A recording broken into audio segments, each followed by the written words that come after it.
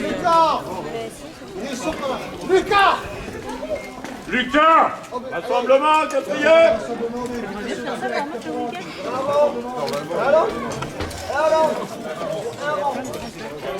À droite, alignement!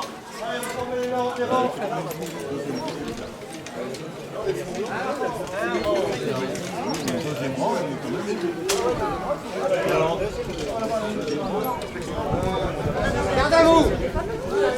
T'inquiète! Dans le cadeau!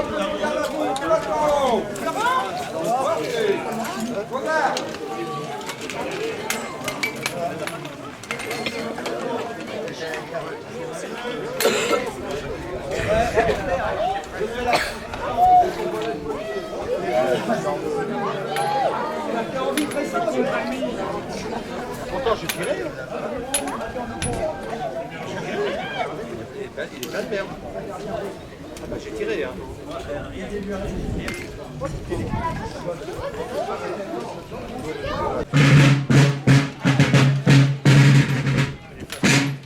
merde.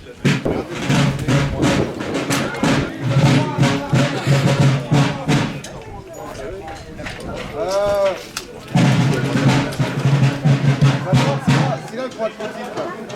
Faut pas oublier c'est là où ça arrive. Les armes. Reposez armes. Portez armes. Reposez armes. Et un retard. Le numéro 4 est en retard.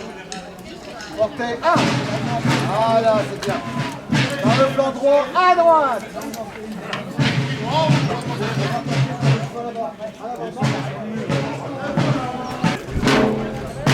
Descendez.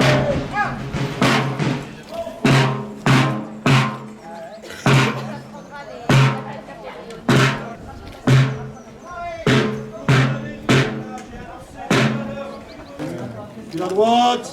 Marche!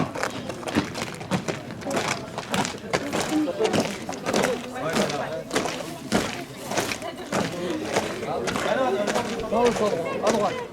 Il y a un quiz! Ah, il y a un quiz! À gauche, quand on a Couria! Mon père sera obligé de me faire. Quelqu'un pourra m'aider.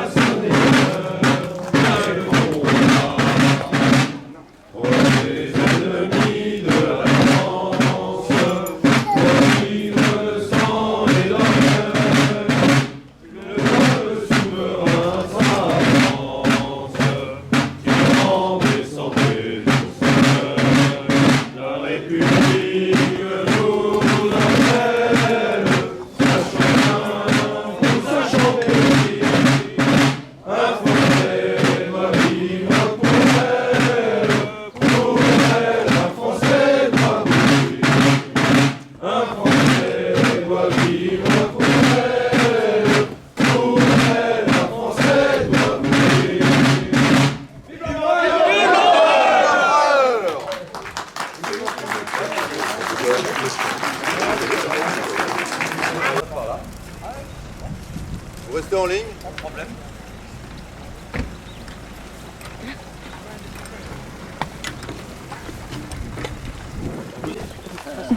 Ouais, il y en a plus tant que ça. C'est moi ou je sens le plus? C'est toi, t'as fait.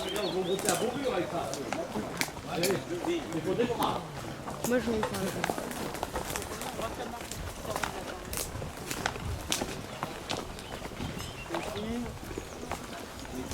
Pas les embrouilles.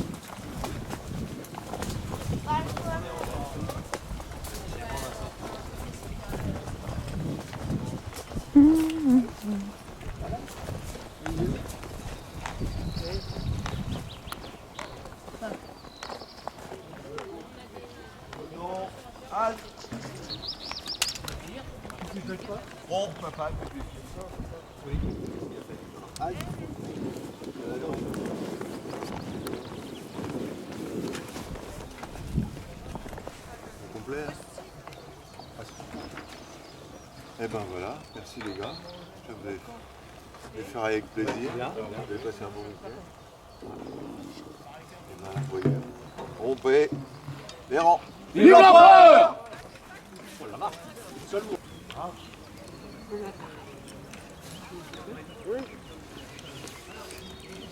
Ils sont moches avec leurs trucs d'ours.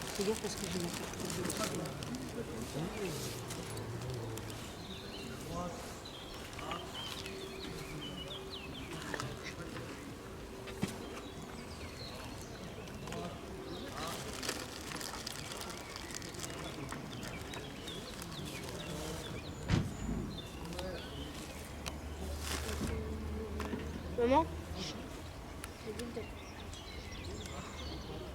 Et un sabre aussi qui est différent parce que c'est les lignards, donc les soldats normaux, ils ont un sabre qui est entièrement en laiton à la garde et qui a une lame qui est un poil plus grosse aussi.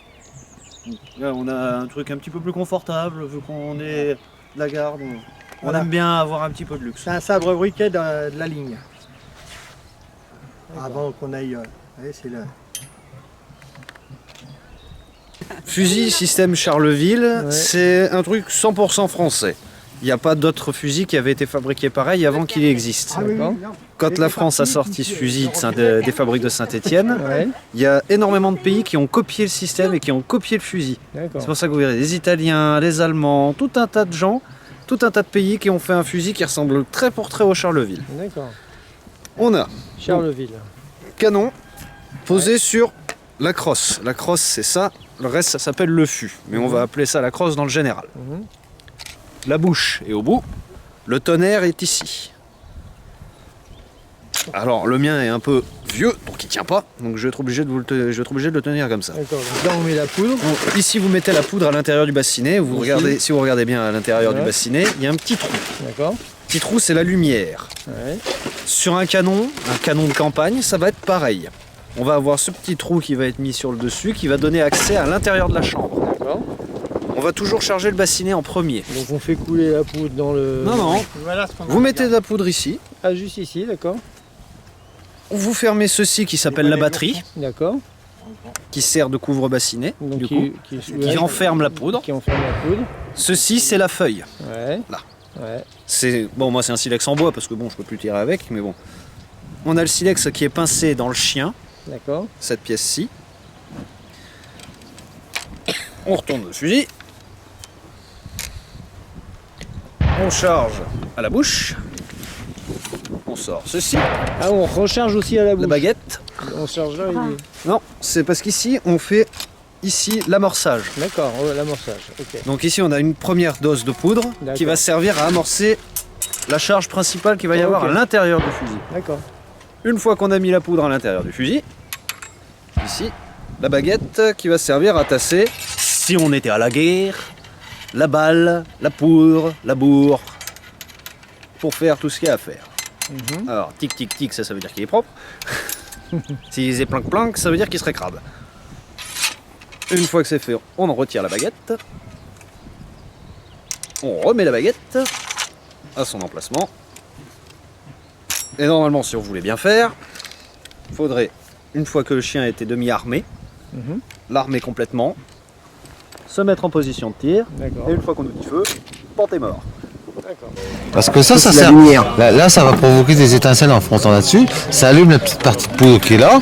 Ça traverse et ça fait partir le reste. Donc, le petit anneau en or qu'on a tous dans la garde, parce que si vous regardez les gens de la ligne, ils ne l'ont pas, ou alors très peu long, ou il va être en argent, c'est bêtement pour quand on va mourir.